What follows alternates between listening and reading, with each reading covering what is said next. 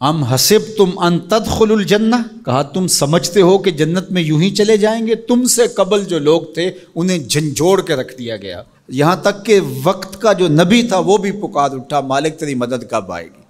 تو پھر ہم نے کہا بس اللہ کی مدد آیا چاہ رہی۔ تو اللہ تعالیٰ نے ابتلا رکھی ہوئی ہے ہر ایک کے لیے، یہ نہیں ہو سکتا کہ دنیا میں آئیں اور ابتلا کے بغیر ہی گزر جائیں۔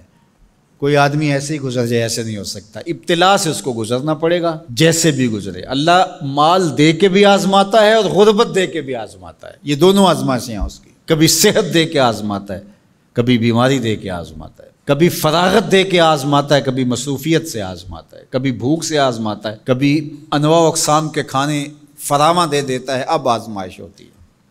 تو آزمائش تو ہے۔ اور حضور علیہ السلام سے حضرت ابو سعید خدری رضی اللہ تعالیٰ عنہ ملنے گئے تو آقا کریم علیہ السلام بخار میں مبتلا تھے، حضور کے اوپر لحاف تھا، کمبل تھا، تو انہوں نے کمبل کے اوپر ہاتھ رکھا تو بخار کی گرمی، جو جسم گرم ہو جاتا ہے بخار سے، وہ گرمی کمبل کے اوپر سے محسوس کی۔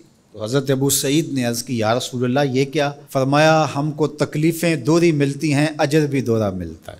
سب سے زیادہ تکلیفیں انبیاء کو آئی، سب سے زیادہ تکلیفیں نبیوں کو پہنچی ہیں، پھر جو نبیوں کے خاص لوگ متبعین خاص، ان کی عادات کو اختیار کرنے والے۔ امام فخر الدین رازی نے تفسیر کبیر میں لکھا ہے کہ مکے سے لے کر طائف تک 70 ایسے نبیوں کی قبریں ہیں جن کی وفات صرف بھوک اور پیاس کی وجہ سے ہوئی ہے۔ حضرت خباب بن ارت رضی اللہ تعالی عنہ حضور کی خدمت میں حاضر ہوئے، حضور کعبۃ اللہ کی دیوار کے ساتھ بیٹھے ہوئے تھے، کافروں نے اتنے دکھ دیے، اتنی تکلیفیں دی کہ یہ تھوڑے سے پریشان ہو گئے۔ تو آقا کریم نے فرمایا خباب بس گھبرا گئے ہو؟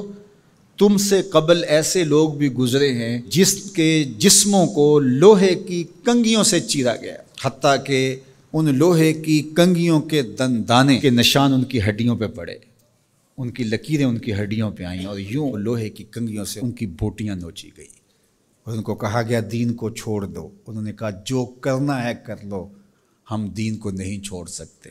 حضرت زکریا کے سر پیارا رکھ کے پاؤں تک چیر دیا گیا، لیکن پڑھو ان کی سیرت، ان کی زبان سے اف بھی نہیں نکلی، زخم پہ زخم کھا کے جی، خون جگر کے گھونٹ پی، آہ نہ کر لبوں کو سی، یہ عشق ہے دل لگی نہیں۔ تو خوشی ملے تو تب بھی اور غم ملے تو تب بھی، جو دائرے میں رہتے ہیں وہی کامیاب اور بامراد ہے۔ ظفر اسے آدمی نہ جانیے چاہے جتنا بھی ہو صاحب فہم و ذکا، ظفر اسے آدمی نہ جانیے چاہے جتنا بھی ہو صاحب فہم و ذکا، جسے عیش میں یاد خدا نہ رہی، جسے تیش میں خوف خدا نہ رہا۔ عیش کی زندگی ہو یا تیش کی زندگی ہو، خوشی کا موقع ہو یا مرحلہ غم ہو، امتحان میں یہ دیکھا جاتا ہے کہ کون سرخرو اور کامیاب ہوتا ہے۔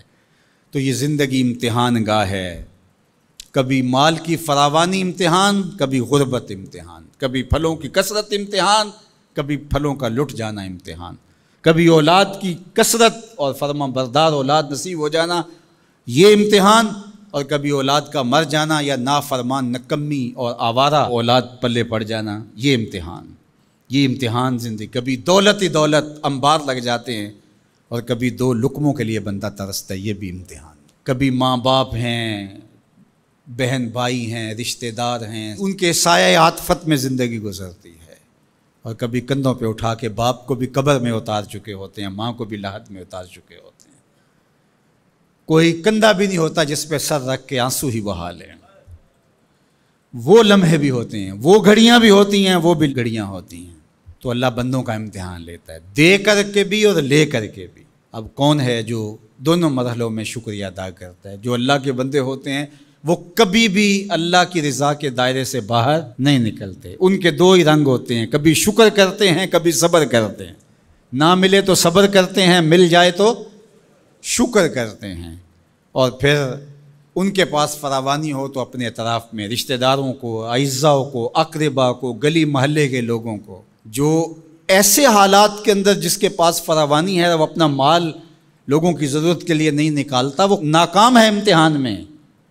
چاہے وہ کوئی بھی ٹائٹل رکھتا ہو، وہ چاہے پیر کا ٹائٹل اس کے پاس، چاہے عالم کا ٹائٹل اس کے پاس، چاہے وہ سیاست دان ہو، چاہے وہ کچھ بھی ہو، اس مشکل وقت پر جو ضرورت مندوں کے کام نہیں آتا، اگر اس کے پاس گنجائش ہے تو وہ امتحان میں ناکام ہو گیا ہے، جو اللہ نے امتحان لیا اس میں ناکام ہو گیا۔